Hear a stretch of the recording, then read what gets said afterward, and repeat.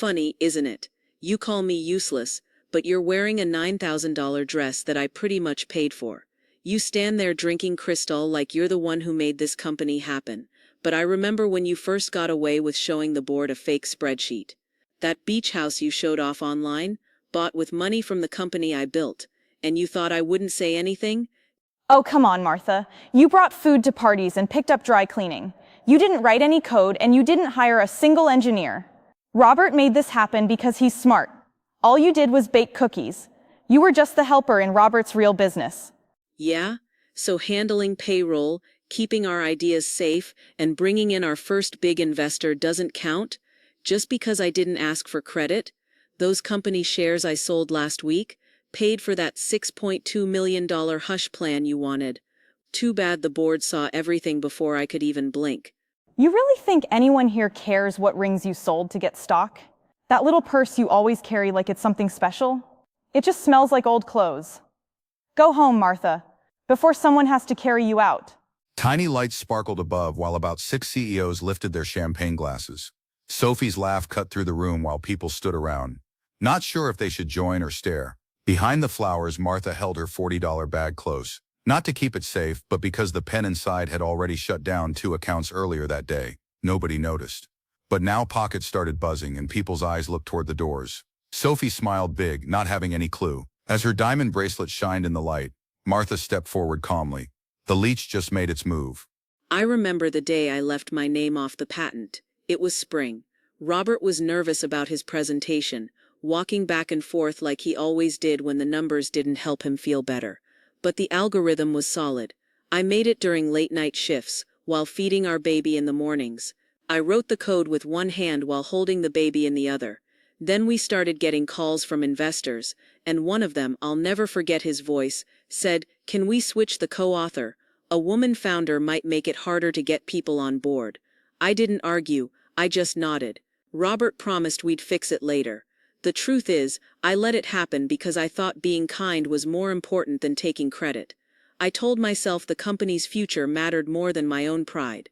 But now I realize what I called loyalty, other people saw as me not being important.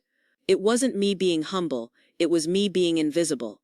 And when I watched you make fun of me tonight, your smile so perfect, your words so prepared, I finally admitted something I hadn't said in years.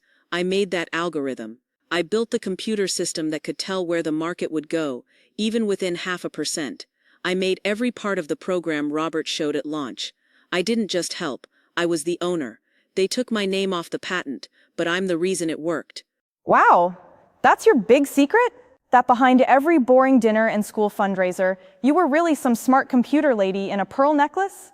Come on, you gave people a steady home, maybe cooked some nice meals, but you didn't invent anything new. You sat quietly and took notes while Robert made calls and closed deals. Sure, you helped emotionally, but no one calls that something you can own. You think the algorithm mattered more than the charm it takes to win a room? You were just background noise. You were a helper while Robert played the real game.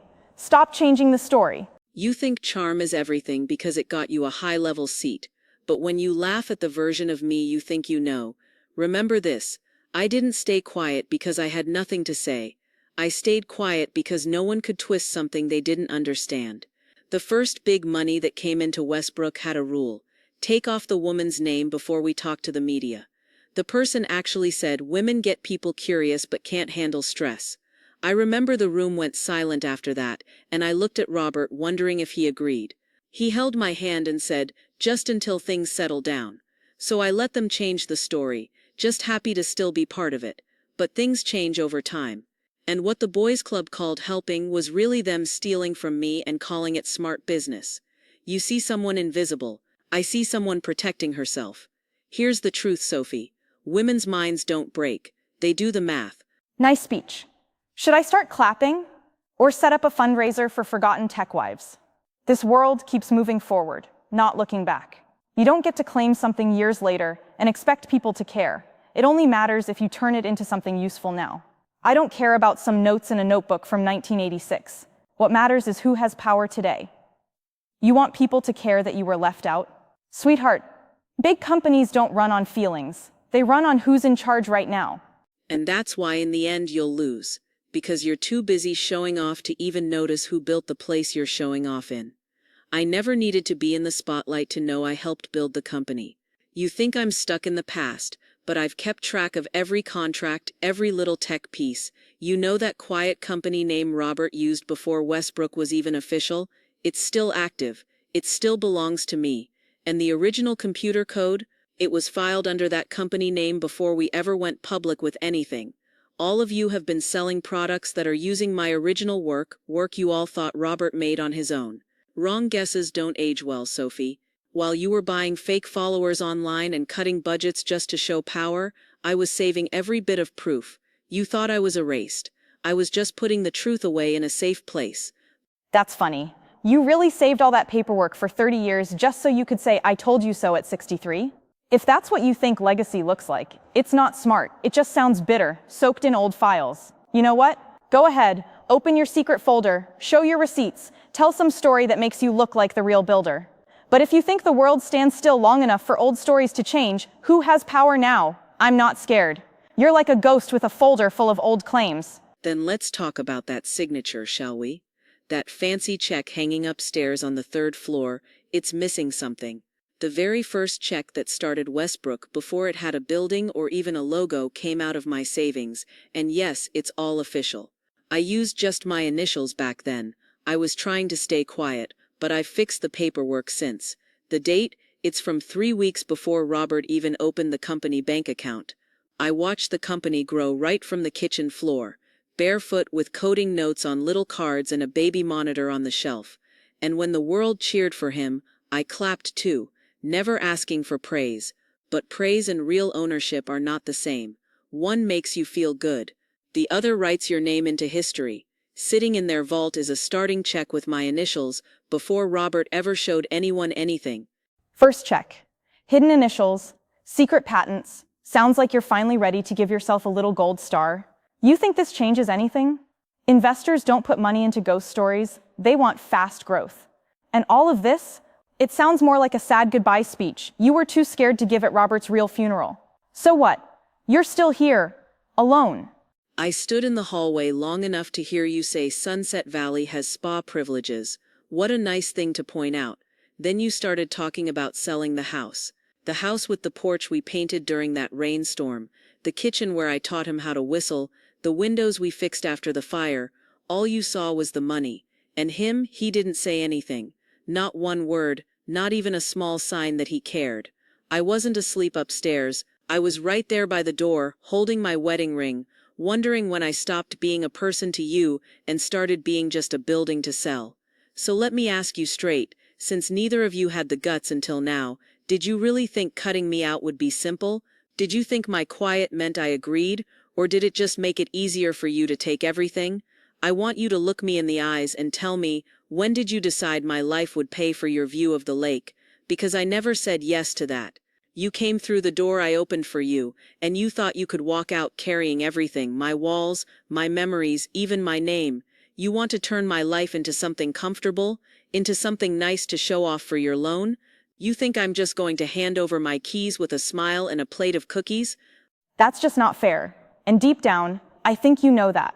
We were only talking about options. Nothing was final yet. We've been looking at places where you could get the care and comfort you deserve, and Sunset Valley has some of the best reviews in the whole state.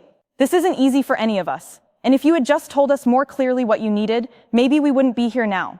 You've been so distant lately, pulling away, almost like you wanted someone else to step in. We're doing this out of love, and because it makes sense. You don't even drive anymore. Of course I don't drive. I've been busy writing the rules your husband now signs using a title I gave him. You want something that makes sense? Here's some truth for you. The house is still under my name, and that will you were hoping to change just because of a wedding. That's not how it works anymore. I've got new papers done, all changes made official, and I've called every place where your name used to be connected to mine. Your nice little plans fall apart as soon as real paperwork shows up. You thought I would stay quiet for so long that you forgot I was one of the first people in the boardroom before there were even walls, before logos, before you were using my last name like it was yours. I called James last night, you remember the one you tried to get fired 3 years ago? He still answers when I call. And as of 26 minutes past 10 this morning, your nice plan for that transition home, it doesn't have the money anymore. I took it back. Comfort doesn't mean pushing someone out. Well, I think you're making a big deal out of this. Michael and I, we were only trying to make things better for everyone. He agreed with me, not because he doesn't care about you, but because he knows I can stay calm when emotions get messy. We were going to talk to you together. Gently. But this is what you always do. You go from saying nothing to messing everything up. You act like money is the same as love, but it's not. You're not the future of the company anymore. You're just extra weight we have to carry. Wait, let me tell you what real weight looks like. It's trying to manage customer records while nursing a baby under a broken kitchen light. It's putting together test models while your fingernails crack from scraping metal. It's trusting the man you love and letting him take the spotlight while you worked in the background, knowing all of his success came from the fire you lit under him. You think just because the media talks about you that means you invented something. You think a few interviews can take the place of hard work. I ironed every shirt Michael wore to those interviews while I was the one filling out the books that no one even looked at. Don't call me weight like the life I built is just baggage. You're living off the strength of a woman you tried to hide behind soft blankets and hired help. When Robert died, I kept the company going while you smiled for magazines. You cut me out of a life I made, but paper doesn't lie. Everything you stand on was built by my hands. I don't know what kind of story you're stuck in, but this isn't the 1990s anymore. People don't run businesses from their kitchens now. Just because you made sacrifices doesn't mean it's okay to destroy everything. Changing the past doesn't make it true. You've turned every act of help into some kind of attack. And fine, draw your lines, make your stand, but Michael will choose me. You raised him to chase success. Don't be surprised when he keeps running and leaves you behind. No, I won't cry. Not anymore. I spent years protecting him so he could grow up clean. I let him think comfort was always old-fashioned and homemade. I turned myself invisible so he wouldn't grow up with our fights, but now I see it. You gave him advice that looks good but breaks easily. I cared too much to teach him how to deal with people like you, and now I'm paying the price. So here's the final update. Since you like making plans, the trust was changed this morning. Every piece of money, every property, every vote is now back under my control. There's no delayed release, no takebacks, no little trick you can use. Even your dream of putting my house up for sale? Gone. You waited too long to push me out. The house isn't yours to sell, or even to visit. You did all of this behind our backs. Don't act like you're some kind of hero. You used your sadness like a weapon and called it power. But fine. Go ahead and enjoy your little world made of old papers and ironed shirts. Maybe you built the company, but I built the part people actually see. Let's find out which one of us people remember. Paperwork is nice and simple, don't you think? It doesn't ask for compliments or wait for someone to notice it. It just does what it's supposed to do, quietly and completely, like that veto last week. It was tucked away in Section 9, Part 11, Item C. The board saw it under the name Mr. Wilson, of course. Just a fake name, nothing scary, but still, it worked. One signature and the vote was over. That big plan you tried to sell with all that sparkle and talk? Turned down. 3 forms filed, 2 votes cast, and 1 delay that didn't change anything. It didn't need a cheer to cut through everything. I sat in on the meeting. Nobody asked who Mr. Wilson was. They didn't have to. Funny how someone you can't see can still make a big push. Hiding behind fake names is always weak. They sign papers and stay in the dark because they're too scared to come into the light. Whoever this Mr. Wilson is, he isn't brave. He's barely real. Stopping that vote didn't really change anything, except now I know someone's working against me. And I don't lose. I stand up. I push back. I shine a light. This isn't some bake sale where whoever cries the most wins. This is a fight. And if someone's hiding, I'm going digging. I'll find out who's behind that hiding spot. Cayman Islands, back in 2019. A deal for $3 million was filed through a consulting company that doesn't really exist anymore. Funny connection, really, because Devron Group's bank records show a deposit came in from that same company the same week your consultant friend booked that trip with you to Lisbon. I'm only bringing this up because you mentioned being honest and open. I've learned that documents don't disappear, they just wait around. And David Reynolds is good at waiting. He's been through 4 bankruptcies, 2 of them under different versions of his name. Strange how bank wires remember more than people do. So much for being honest, right? Digging through old legal stuff is what people do when they have nothing left. You think old paperwork and secret deals scare me? Please, people like you always think they can stop progress by waving old papers. While you're stuck in the past, people like David are out there building the future. Keep your paperwork and your old stories. I don't hide my plans. These days, real power wears heels, not reading glasses. You act like not knowing things is some clever game. But I stayed quiet not because I was scared that silence used to protect people, until they used it to push me out. I let that house stay in Michael's name. I let my name stay off the firm's main page. But I never gave up control. There's something old in the rules you skipped over when you changed the list of who owns what. Something small and legal that you missed. The voting power hidden by a signed form stayed with old leadership from people who aren't active anymore. Everyone thought your show meant you won. But I was still voting. You tried to erase a ghost, forgetting who built the house it still lives in. You're holding on to old favors and forgotten rules. That's not real power, it's just a slow show. Having to dig through old rule books and look at boring papers doesn't make you smart. It just makes you look desperate. If this little show is your big revenge, I hope it feels good, because it won't last. Keep holding on to your old grudge until it crumbles away. I think you got me wrong. This isn't payback, it's fixing what's broken. When I turned in the latest update with the company office, I removed the part that allowed someone to use a fake name. That means by law, Mr. Wilson doesn't have veto power anymore. I do. For real. No hiding, no cover. So the next time the board votes on something, they won't be wondering who's against it. They'll know. And with the new rule on who can sign off on big decisions, my real name is now on all the important papers. Yesterday, you had to deal with someone pretending. Today you deal with the real thing. The game's changed. The name on the contract is mine. How nice. Sounds dramatic. You've changed the names and left me out. But being remembered doesn't come from old stories. It comes from staying important. You want people to see you. Fine, you've got that. But don't act like it makes you strong. You're trying to turn quiet into victory, but quiet is just something people use when they're scared of the noise. So go ahead, keep the chair, the title, the nameplate with the dust. Don't mix up being quiet with being strong. And don't mistake my patience for giving up. After going through the offshore plan from last month's meeting, Mr. Wilson said no to it. He found 6 things that didn't match between the Panama team's numbers and what the Cayman branch is spending. They also put in fake money amounts based on deals that don't even exist. The legal team checked the names on the papers and 3 people couldn't be confirmed. One of them was already seen in a big problem back in 2019 in São Paulo. None of this stuff was shared in today's talk, so this project can't move forward because it's not clean. We've seen tricks like this before. They look good on paper but fall apart later. The trouble would start right after we spend the company's money. We're not here to save bad ideas. We protect the company from them. We don't put money into lies, Miss Westbrook. Our best analyst checked the numbers, and legal already gave the okay weeks ago. If your client doesn't get how business growth looks on paper, maybe he should stick to secret votes and stay out of real deals. David approved everything. He's very careful. You're hung up on shadows and spreadsheets when the market is ready to go. Tell your mystery investor to enjoy being scared. Your careful expert used the name Declan Rayner the last time he showed up in court in Singapore. He was in trouble for faking old contracts during a deal with Bluestone Energies. That case was almost hidden, except we found an old file saved by a company that's now shut down, Rothmere Associates. I wonder how many people here know that name.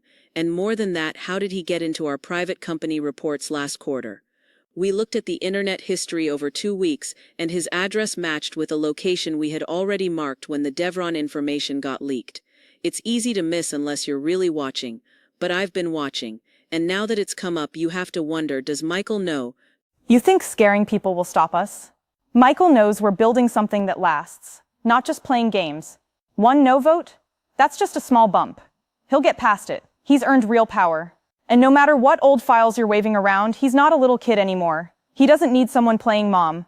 You don't build a legacy just by throwing around titles and smart people. You build it by protecting the company when nobody is paying attention.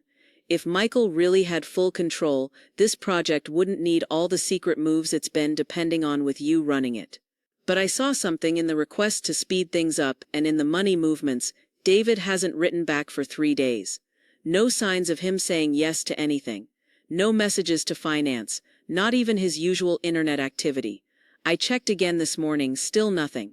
Like he noticed it all falling apart before you did. You're pushing forward with no support, and the harder you sell this, the fewer people are standing with you. If that doesn't worry you, look at your inbox, he's already gone quiet. Don't talk down to me with your quiet threats. David not answering doesn't prove anything. People get busy. The way you're talking like some smug little audit queen just sounds like someone still angry from the past, trying to feel in control.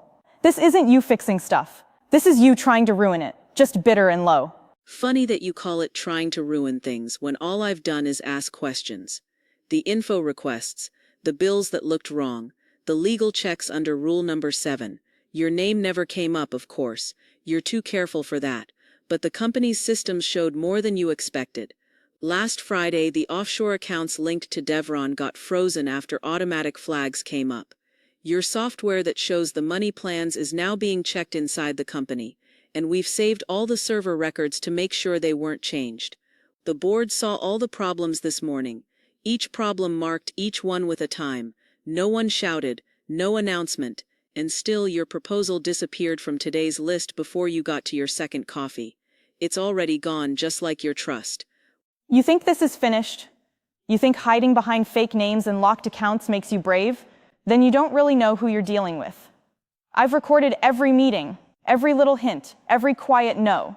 You're not playing smart. You're playing a risky game and hoping no one notices. But guess what? If I go down, I'm taking someone with me. I know a lot of you were expecting an update about the expansion plans, maybe even for someone else to speak instead of me.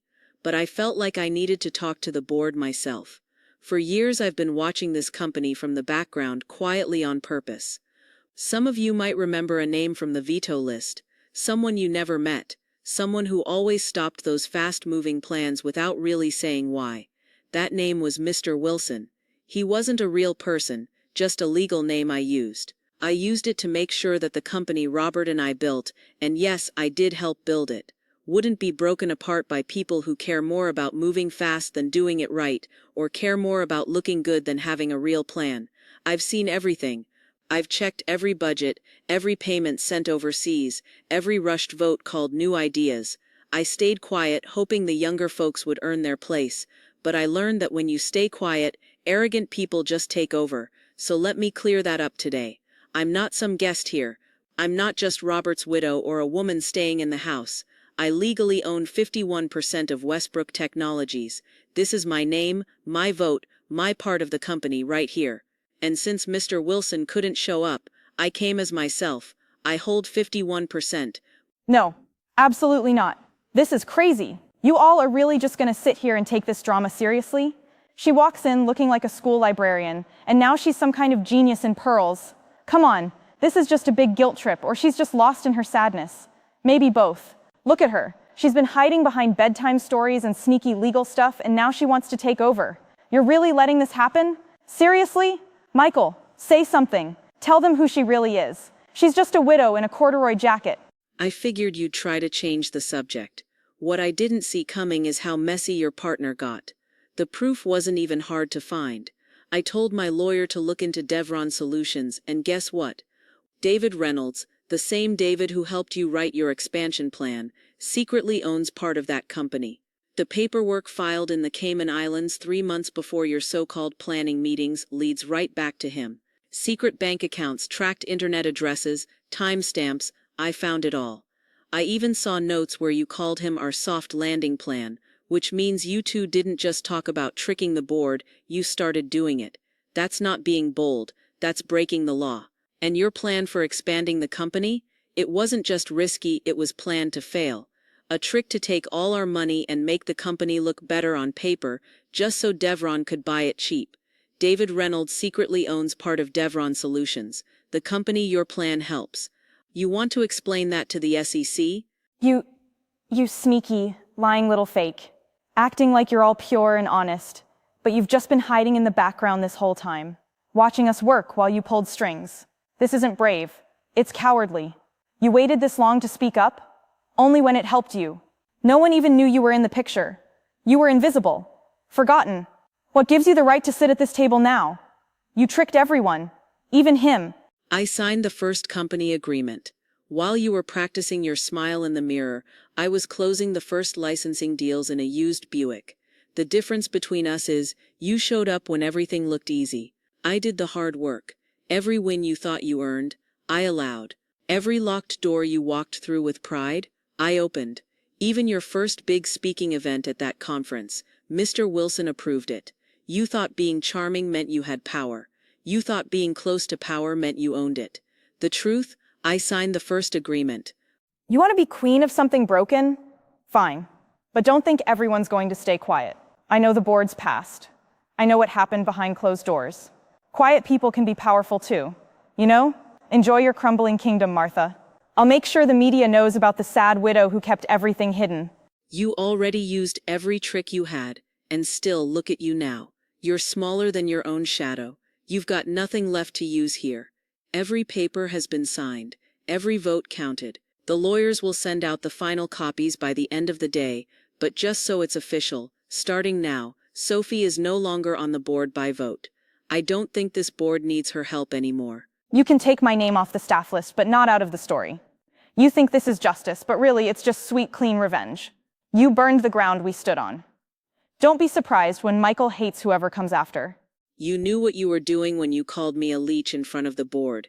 You wanted me to feel trapped, embarrassed, like I didn't matter. But I waited and watched. Every rushed decision, every vote you tried to sneak in, I saw it all. I let you tell your nice little stories and mess with my son's trust, because I needed to see how far you'd go. You didn't get it. Those four walls around us were like mirrors. You were showing me your lies the whole time. The bills, the emails, the quiet dinners. You didn't even try to hide much. You gave me everything I needed, so I stopped staying quiet to protect you. I stopped thinking that keeping my mouth shut was the strong or smart thing to do. You've been wrong about me for the last time. I raised a son, not some side piece. I built this company, not with lies and sweet smiles, but with no sleep and 30 years of hearing no. And you thought I'd just hand it over because you chose a good bottle of wine at a fancy party? Did the place in Lakewood cost more than your self-respect? You think this is fair? You let your son live a lie all this time, thinking you were just some harmless old lady with recipes, not someone with real power. You only stepped in when you saw a chance to make me look small. For all those years, you let him think all the success was his own. But he held on to your silence like it was handcuffs. You messed him up with your poor me act. You lied to him. He found the documents last week. The prenup, you tried to change it with some consultant from David's place. Those visits to care homes that investigator you hired didn't even clean the files right. Michael read everything.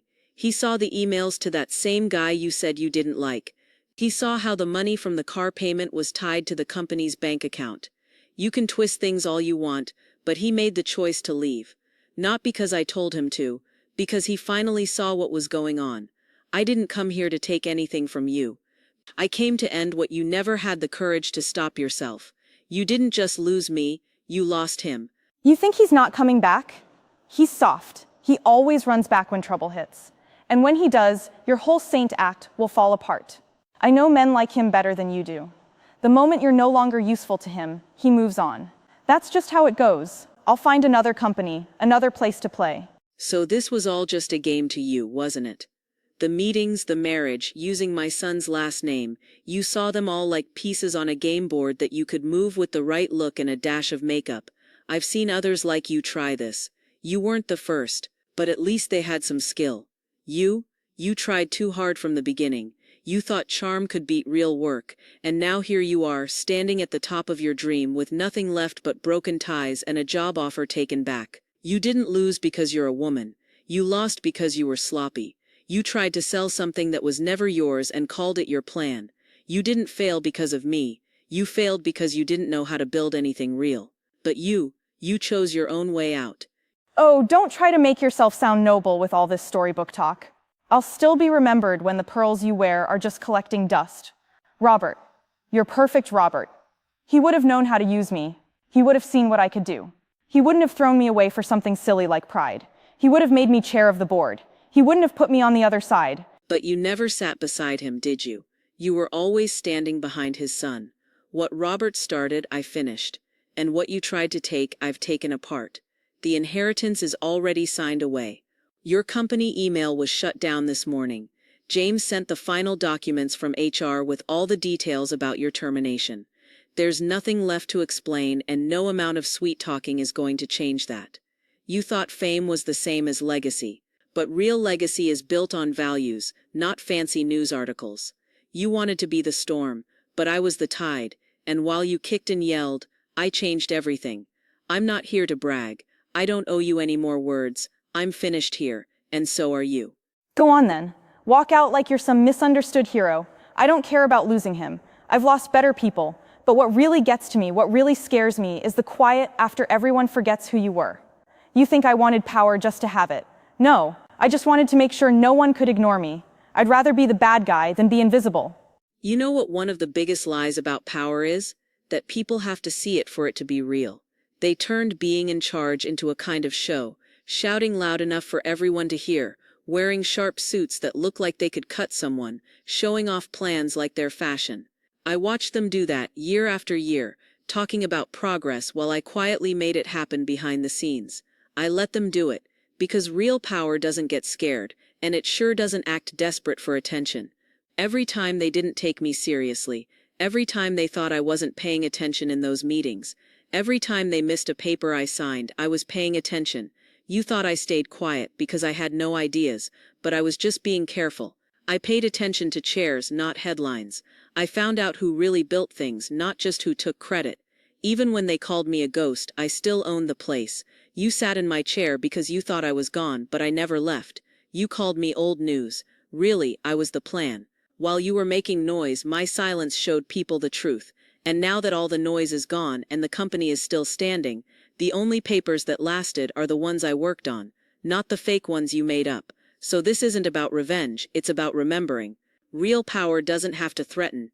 It waits, it watches, and when it moves, it doesn't shake. I didn't need anyone in the room to notice me. I just needed to notice myself. And now, I'm not waiting around for a sorry. I felt calm the moment I stopped asking to be seen and started seeing myself. I'm not the story you tried to delete. I'm the one you never paid attention to from the start. So no, I'm not the past. I'm the one who built it all. Oh, please, don't act so proud. You say you built something. I say you just knew how to control things while pretending to be nice. You hid in the background, moved things around like some sad old hero from a movie, and now you want us to call that being a leader. You made a world full of secrets and guilt, and now that everything's out in the open, the only thing I see is the past wearing fancy jewelry. You say you're not here for revenge, but this little speech of yours full of fake calm sounds like you're looking for a crown. You didn't really win. People just stopped paying attention to me. Fine, take your quiet little kingdom, sit on your throne, cleaned up with regrets, but don't think for 1 minute that I'm going anywhere. You took what I had, but that doesn't mean you did it better.